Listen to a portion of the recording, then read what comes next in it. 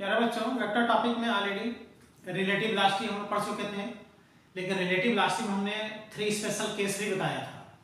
और 3 special case बता के पिछले वीडियो लेक्चर में आप लोग देखा होगा कि हमने क्वेश्चन सॉल्व कराया था रिलेटिव वेलोसिटी सेकंड लेवल से।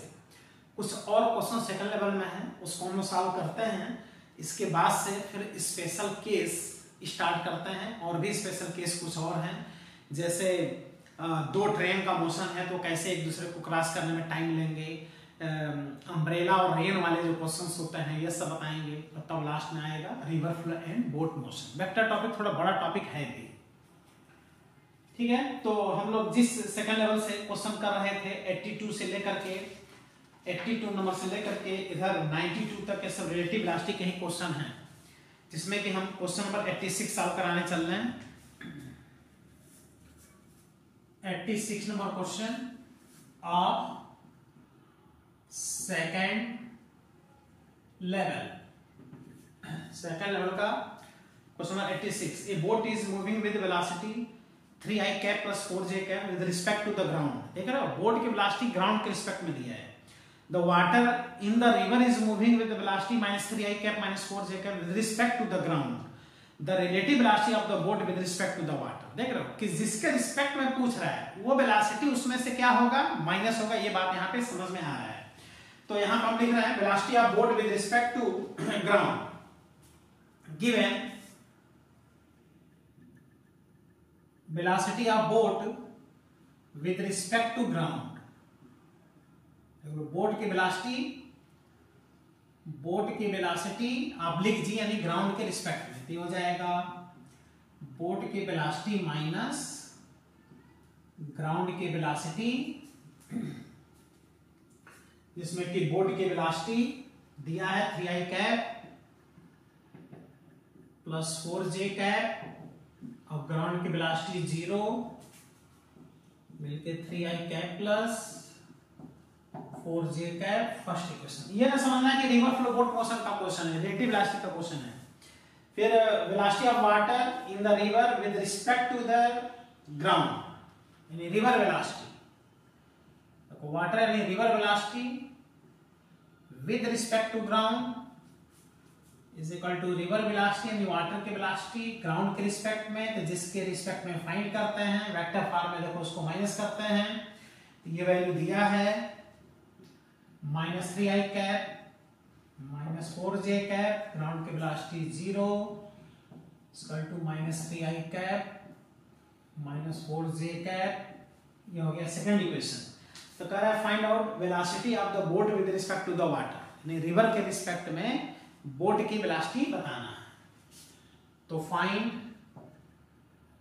Velocity of boat with respect to river, water के रिस्पेक्ट में ये फाइंड करना है। और यहां देखो ऑप्शन दिए हुए हैं।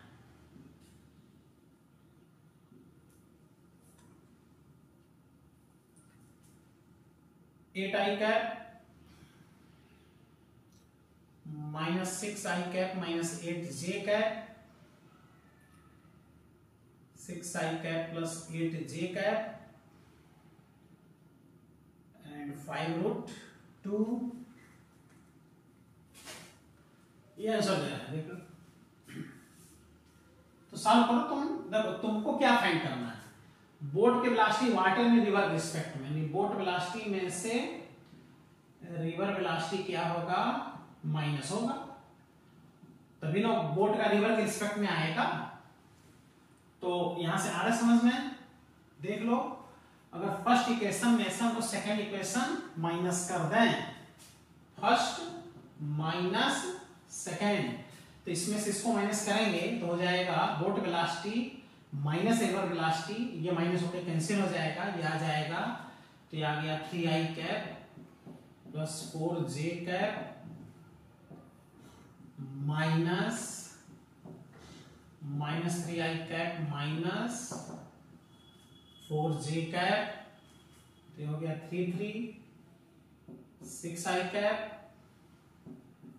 Plus 8j cap.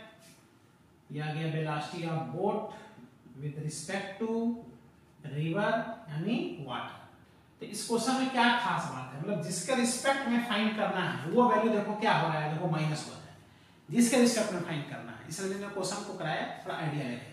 तो 6 का A cap plus 8 J cap, ये आंसर देखो आ गया। बोट का वाटर के रिस्पेक्ट में, बोट का रिवर के रिस्पेक्ट में, जो ऑलरेडी असाइनमेंट में क्वेश्चन नंबर क्या था 86 था। ठीक,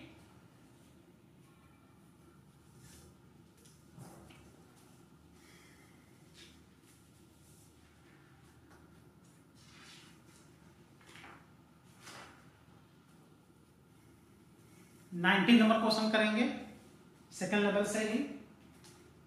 एक ग्राफ बनाया है,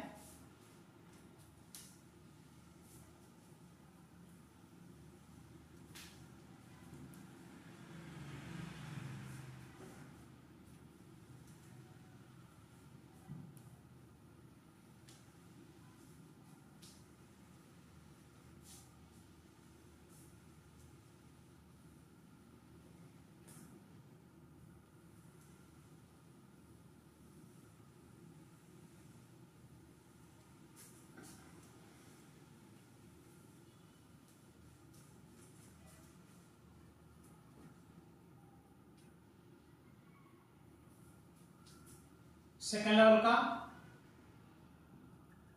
question number 19। Velocity time graph देखो दिए हुए हैं, VT graph for two bodies, ये पार्टिकल P2 के लिए, ये पार्टिकल P1 के लिए, ये एंगल है 30 डिग्री, ये एंगल है 60 डिग्री, ऐसा क्वेश्चन में दिए हैं। As shown in the figure, the relative velocity at time t, देख रहे हो इन दोनों की t टाइम पर क्या पूछ रहा है, relative velocity. Find relative velocity of two particles at time t, t time पर दोनों पार्टिकल की रिलेटिव वेलोसिटी फाइंड करना है। तो ऑप्शन में लिया है देखो t√3 2t upon √3 t upon √3 √3 t upon 2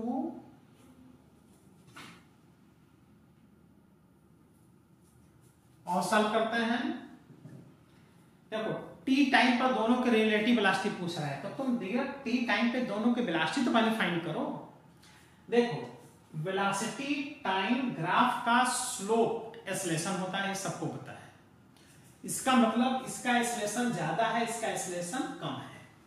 तो इसका अगर एक्सेलरेशन हम लोग फाइंड करें पहले वाले पार्टिकल का, तो एक्सेलरेशन स्लोप से आएगा टाइम 30 से, तो देखो ये इसका एक्सेलरेशन आ गया। अब इसलिए इसकी वेलोसिटी फाइंड कर लो, तो v is equal to u plus at। देखो इसके इनिशियल वेलोसिटी 0 है, तो 0 प्लस a1t t टाइम पे देखो इसकी वेलोसिटी आ गया t अपॉन a1 का वैल्यू √3, ये इसकी वेलोसिटी आ गया। अब हम लोग एक्सेलरेशन सेकंड पार्टिकल का फाइंड कर लें, तो ये आएगा tan 60 से, इसलिए इसकी वेलोसिटी फाइंड कर लें a2t, ये वैल्यू आ गया √3t। देखो इसकी वेलोसिटी आ गया √3t इसकी वेलोसिटी, ये वेलोसिटी ज्यादा है, ये वेलोसिटी कम है। अब ये क्या है कि बस ये पता चल जाए कि दोनों बॉडी जो मोशन कर रहे हैं वो किस तरह से मोशन कर रहे हैं। तो ऐसा ना सोचना कि इसके मोशन और इसके मोशन के बीच का ये एंगल है, नहीं, ये वीटी ग्राफ है। ये बॉडीज ऐसे एक ही रोड पर एक ही साथ ऐसे चल रहे हैं, एक डायरेक्शन में ऐसे चल रहे हैं, बस उनका वीटी ग्राफ दिया है। वीटी ग्राफ से एक्सेलरेशन का आइडिया लग रहा है। ऐसा नहीं है कि इनके और इनके मोशन के बीच का ये एंगल है, ऐसा नहीं है।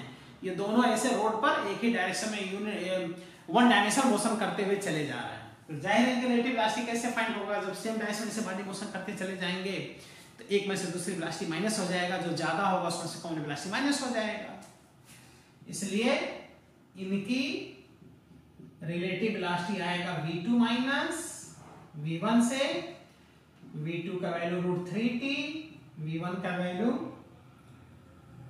t/√3, मल्टीप्लाई हो गया 3t माइनस t/√3, देखो 2t/√3, इनकी रिलेटिव वेलोसिटी आ गया 2t/√3, 2t/√3। आ रहा समझ में? रिलेटिव वेलोसिटी जो ज्यादा है उसमें से कम वाला क्या हो गया, न्यूमेरिकली माइनस हो गया, क्योंकि दोनों बॉडीज एक ही डायरेक्शन मोशन कर रहे हैं। ये तो वीटी ग्राफ दिया है जिसे एक्सेलरेशन का बस आइडिया लग रहा है। ठीक है,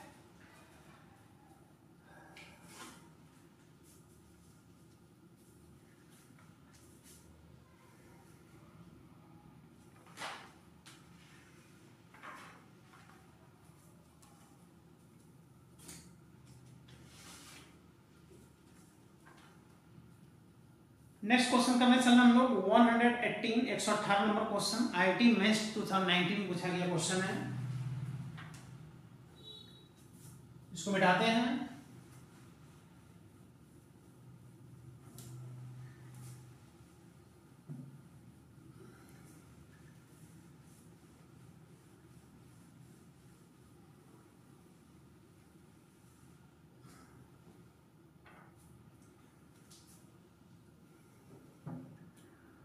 question number 118 of second level IIT 2019। दो पार्टिकल का मोशन का यहां पर एक डायग्राम बनाए हुए हैं इस तरह से।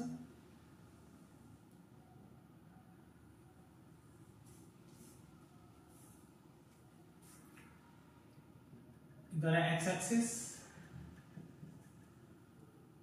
वाई एक्सिस,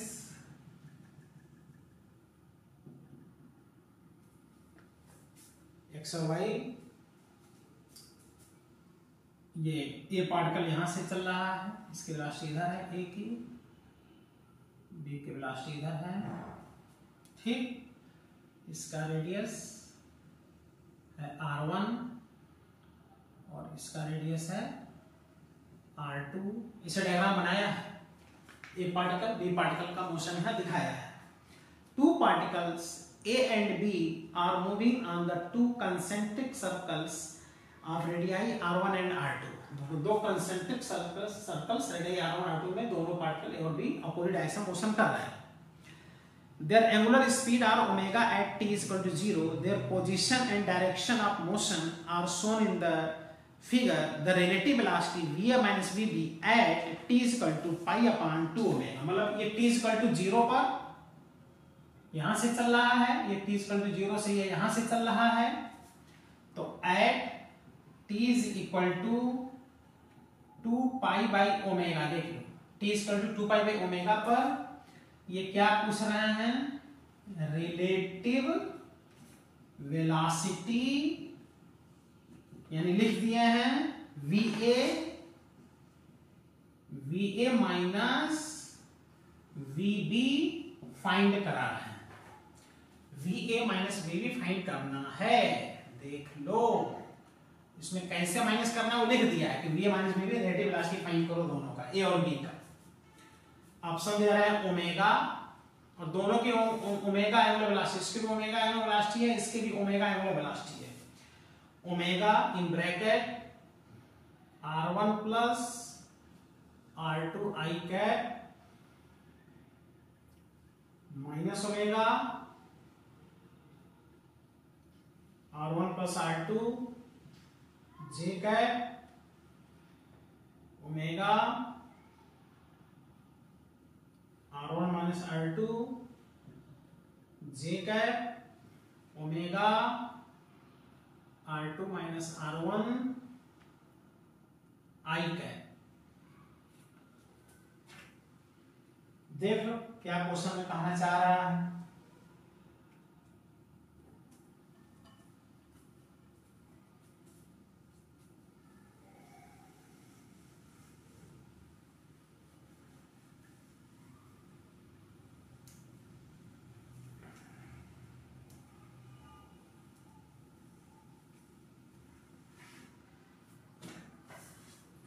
इस समय ये ओमेगा से चलना इधर प्रारंभ किया, ये इधर चलना प्रारंभ किया, और कितने समय के बाद से पूछ रहे हैं t बराबर 2 पाई बाई ओमेगा। दोनों का ओमेगा देखो सेम है, ये दोनों का टाइम पीरियड सेम है, तो t is equal to 2 pi upon omega. Omega होता है 2 pi by time period, omega 2 pi by time period होता है, ये कट गया, ओमेगा का value 2 pi by omega, omega is equal to 2 pi by T, omega is equal to 2 pi by T होता है। कितने टाइम में पूछ रहा है, पाई बाई 2 ओमेगा पूछ रहा है, यहाँ पे मिस्टेक हो गया, पाई अपान 2 ओमेगा पे पूछ रहा है, पाई अपान 2 ओमेगा, थोड़ा मिस्टेक हो गया, इसको सही करते हैं, पाई अपान 2 ओमेगा, ओमेगा का वैल्यू 2 पाई बाई टी, तो देखो आ गया T upon 4 dear. Time period का 1/4 टाइम, यानी ये यहां से चलना प्रारंभ किया, ये यहां से चलना प्रारंभ किया, और कितने समय बाद t अपान 4, यानी टाइम पीरियड जितना है उसका 1/4 टाइम के बाद से उनकी रिलेटिव वेलोसिटी बताना है। तो t/4 टाइम के बाद से देखो ये एक रेवोल्यूशन अगर कंप्लीट करता तो एक टाइम पीरियड कैपिटल T चलता है, लेकिन यहाँ देखो कितना आ रहा है t अपान 4, ये जो टाइम पूछा है मिस्टेक हो गया तो हमने सही किया है, तो ये 1/4 टाइम में ये घूम के यहां तक देखो केवल आएगा, देख रहे हैं, ये आ जाएगा यहां तक, यहां से घूम के 1/4 टाइम में इसकी ये वेलोसिटी हो जाएगी ए वाली की, ठीक है, ये डायरेक्शन। और ये देखो ये 1/4 टाइम में, देखो 1/4 टाइम में ये यहां आ जाएगा, इसकी वेलोसिटी इधर हो जाएगी, ये हो जाएगा वीबी। अब देखो इस समय इनके रिलेटिव वेलोसिटी पूछ रहा है, ये टाइम अब यहां पर और यहां पर इतने टाइम में ये यहां पहुंच गया, यहां पहुंच गया। अब यहां पर देखो इसकी वेलोसिटी इधर है और इसकी वेलोसिटी इधर है, दोनों हो गए किस डायरेक्शन में, सेम डायरेक्शन में। रिलेटिव वेलोसिटी निकालना है तो इनको एक दूसरे से माइनस कर देना है, और किसमें से किसको माइनस करेंगे, जिसकी वेलोसिटी ज्यादा होगी। v बराबर r ओमेगा होता है, तो किसकी वेलोसिटी ज्यादा होगी, इसका रेडियस ज्यादा होगा। तो इस तरह से ये जो va आएगा, va ये आएगा r1 ओमेगा, ये डायरेक्शन होगा x एक्सिस के जस्ट अपोजिट, माइनस आई कैप vb का वैल्यू, ये डायरेक्शन माइनस r2 ओमेगा आई कैप, ये सेकंड इक्वेशन, क्योंकि इधर x एक्सिस का लाइन यूनिट वेक्टर आई कैप होता है, तो x एक्सिस के अपोजिट माइनस आई कैप होगा, सोच लो। अच्छा ये सोच रहे हो कि ये कहां से आ गया, r2 ओमेगा r1 ओमेगा, अरे v equal to r omega formula होता है, v equal to r omega, इससे देखो v आ गया। अब इनका क्या, अच्छा इसमें कौन ज्यादा होगा, देखो r2 ज्यादा है, तो vb का न्यूमेरिकल वैल्यू va से ज्यादा होगा, इसलिए इनके रिलेटिव वेलोसिटी फाइंड करना है, तो vb में से va माइनस कर देंगे, ये हो गया माइनस r2 ओमेगा आई कैप माइनस r1 ओमेगा आई कैप, ये आ गया इनकी relative velocity, minus minus plus हो गया, ठीक है, प्लस हो जाएगा, ओमेगा कॉमन हो जाएगा, तो यहां से बचेगा r1, ये प्लस हो गया, तो r1 minus r2 omega common, relative velocity पूछ रहा है, और क्या ये है तो दिक्कत, ओमेगा माइनस r2 जे का है। तो जितने टाइम के बाद से पूछ रहा है उतने टाइम के बाद देखें ये घूम के यहाँ आ गया, 1/4 टाइम में ये यहाँ आ गया, दोनों की वेलोसिटी सेम डायरेक्शन में हो गई। और सेम डायरेक्शन के लिए सबको पता है कि रिलेटिव वेलोसिटी निकालते समय उनको माइनस कर दिया जाता है, देखो उनको माइनस कर दिया हमने, आंसर आ गया।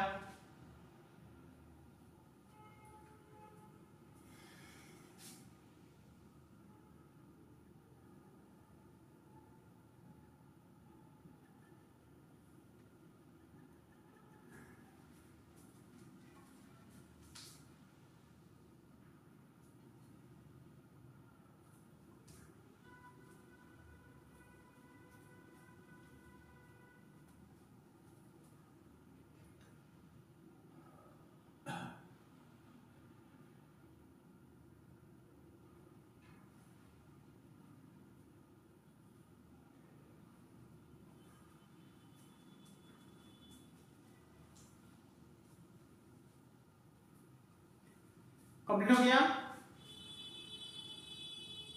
अब डियर, अब हम लोग को क्या करना है कि हम लोग ऑलरेडी इसमें जो हम लोग स्पेशल केस पढ़े थे रिलेटिव वेलोसिटी में, कितने स्पेशल केस पढ़े थे?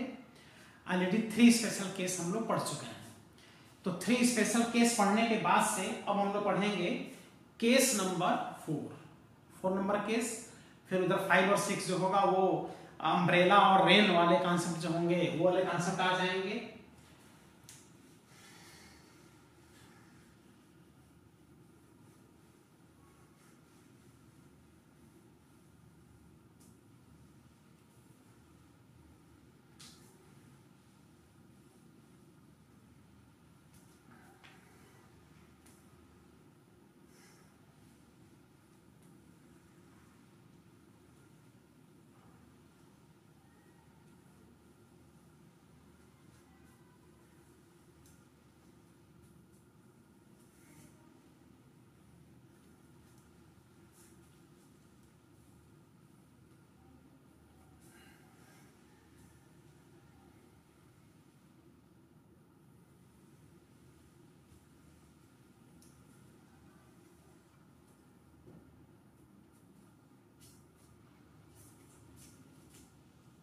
रिलेटिव वेलोसिटी का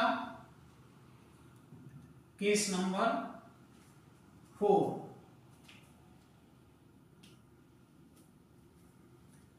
if 2 trains are moving in opposite direction, 2 train है अपोजिट डायरेक्शन मोशन कर रहे हैं, then to determine time taken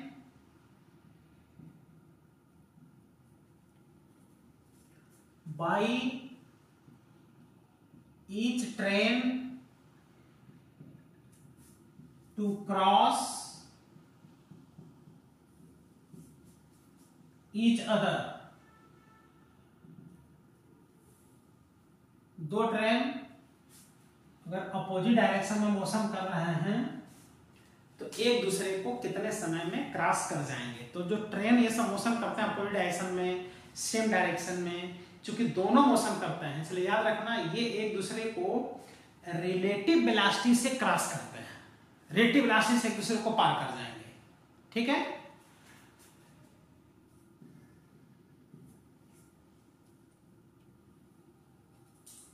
अब जैसे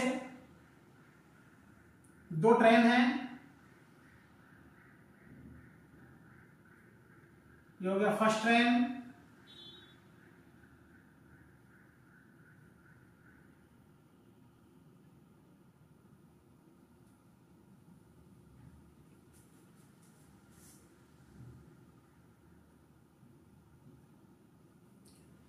और एक दूसरी ट्रेन है सेकेंड ट्रेन,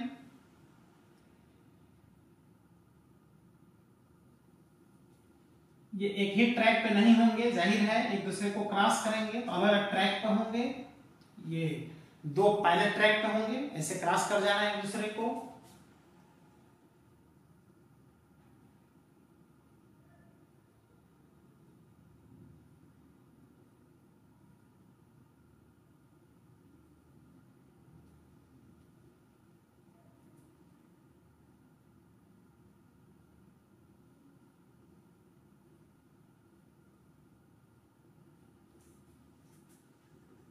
ये इसकी वेलोसिटी है,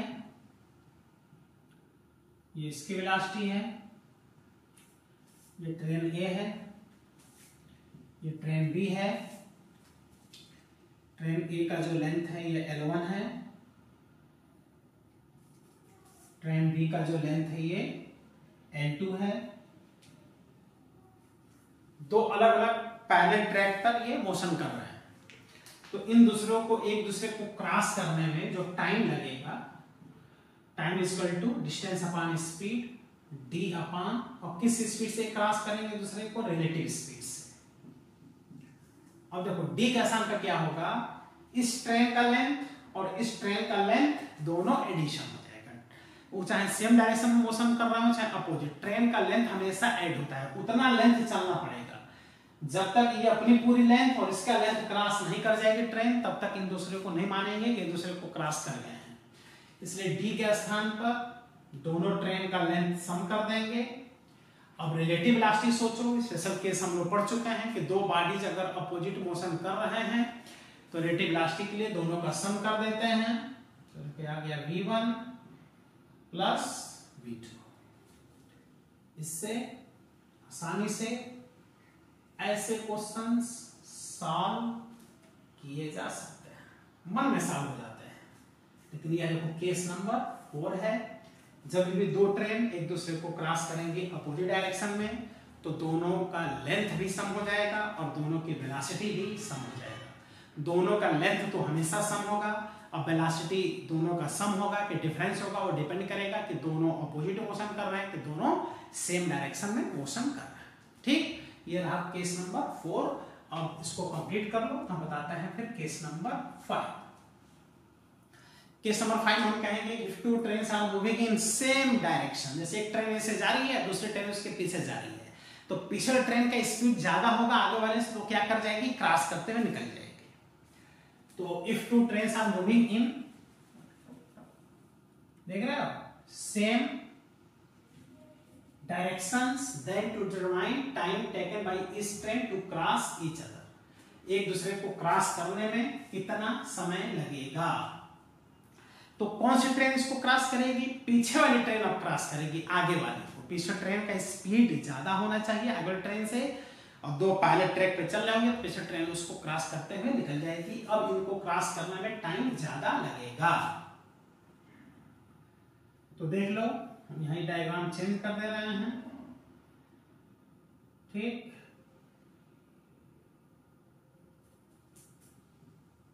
इसको ऐसे बना दिया, यह ए ट्रेन यह बी ट्रेन, इसकी वेलोसिटी इधर v2 है, ऐसे दोनों जा रहे हैं, ये बी ट्रेन है ये ए ट्रेन है। तो यहां बताओ कौन क्रॉस करेगी, पीछे वाली ट्रेन आगे वालों को क्रॉस करेगी निश्चित। तो ऐसा तब होगा जब v1 v2 से ज्यादा होगा, तभी जाके ये ट्रेन इसको क्रॉस कर पाएगी। नहीं तो अगर ये ज्यादा हो तो आगे निकलती चली जाएगी तो कभी क्रॉस ही नहीं करेगी। तो ऐसे कंडीशन में यहां पे जो टाइम टेकन होगा वो होगा t equal to D upon relative velocity, और d का स्थान पे दोनों के लेंथ का सम करेंगे। लेकिन अब रिलेटिव वेलोसिटी में डियर दोनों का मोशन सेम डायरेक्शन में है तो रिलेटिव वेलोसिटी माइनस हो जाएगा। किसमें से कौन माइनस होगा, जिसकी वेलोसिटी ज्यादा होगा। यहाँ पे किसकी वेलोसिटी ज्यादा होना चाहिए, जो ट्रेन अगली ट्रेन के पीछे है उसकी वेलोसिटी ज्यादा होना चाहिए। तो v1 में से v2 क्या कर देंगे, माइनस कर देंगे और टाइम फाइंड कर लेंगे। ये रहा केस नंबर 5। अब इसको हम क्वेश्चन करा दे रहे हैं। इसके बाद से कुछ केस अभी और हैं, आगे हम कुछ केस और कराएंगे जिसमें कि रेन फॉलिंग और अम्ब्रेला वाले जो कॉन्सेप्ट होता है उसको बता देंगे। फिर ये अगले टर्न पर कॉन्सेप्ट क्या हो जाएगा, फिनिश हो जाएगा।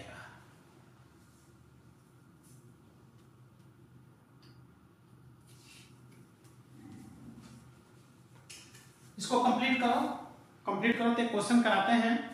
और ये दोनों कंबाइंड कॉन्सेप्ट मिला करके 117 नंबर क्वेश्चन आईटी मेंस 2019 में क्वेश्चन आया है, और इसको हम लोग सॉल्व कर लेते हैं।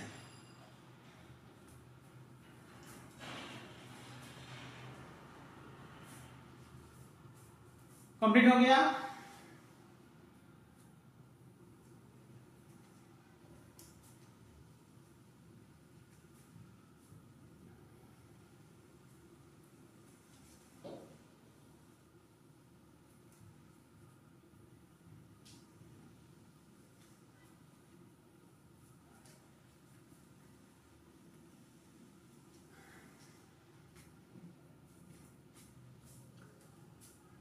Question number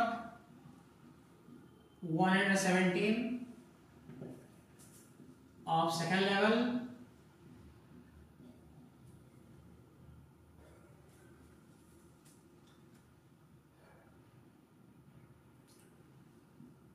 IIT mains 2019।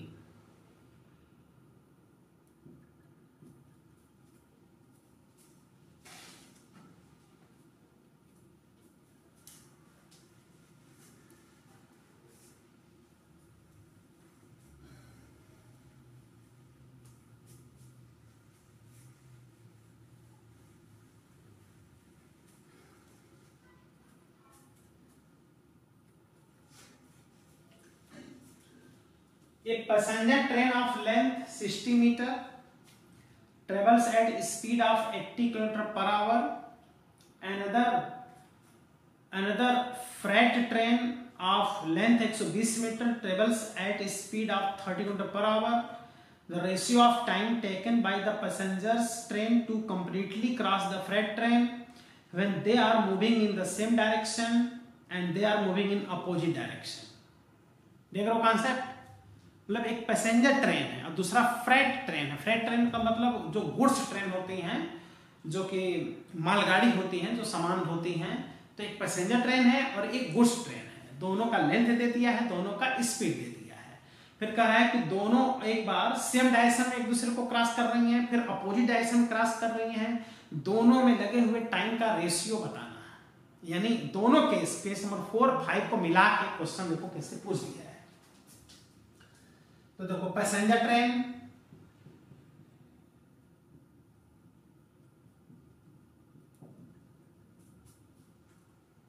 तो पैसेंजर ट्रेन का नाम ले लिया है। पैसेंजर ट्रेन का जो लेंथ है यह है 60 मीटर और इसका स्पीड यह है 80 किलोमीटर पर आवर। और जो फ्रेट ट्रेन है यानी गुड्स ट्रेन, जो मालगाड़ी है, उसका लेंथ L2 120 मीटर और उसका स्पीड 30 किलोमीटर पर आवर। तो time taken to cross each other first in same direction। Same direction में एक दूसरे को क्रॉस कर रहे हैं। फिर अपोजिट डायरेक्शन में एक दूसरे को क्रॉस कर रहे हैं। सेम डायरेक्शन में लगा हुआ टाइम T1 है, अपोजिट डायरेक्शन में लगा हुआ टाइम T2 है। तो इनके टाइम का रेशियो T1 और T2 का रेशियो पूछ रहे हैं। आया क्वेश्चन समझ में? इन दोनों का आंसर एक में मिला दिया है, देख लो। सेम डायरेक्शन, अपोजिट डायरेक्शन और दोनों मिला दिया है। तो ऑप्शन दे रहा है 3 और 2 का रेशियो 25, 11 और 5 का रेशियो, 5 और 2 का रेशियो। सॉल्व कर लो, खुद ही सॉल्व कर लो, सॉल्व हो जाएगा। अब कोई डायग्राम नहीं बनाना है। तो देखो पहले कंडीशन में टाइम टेकन, सेम डायरेक्शन में टाइम टेकन। तो सेम डायरेक्शन में जाहिर है कि पैसेंजर ट्रेन गुड्स ट्रेन के पीछे होगी, तो वो उसको क्रॉस करेगी। तो दोनों का लेंथ हम ऐड कर लें, देख लो 60 प्लस 120 अपान सेम डायरेक्शन में अधिक वाली स्पीड, कम वाली स्पीड 30 से माइनस हो जाएगा। ये आ गया 180 अपान 50। अब अपोजिट डायरेक्शन में लगा हुआ टाइम, दोनों का लेंथ सम कर लो। लेकिन डियर अपोजिट डायरेक्शन में स्पीड भी ऐड हो जाएगा।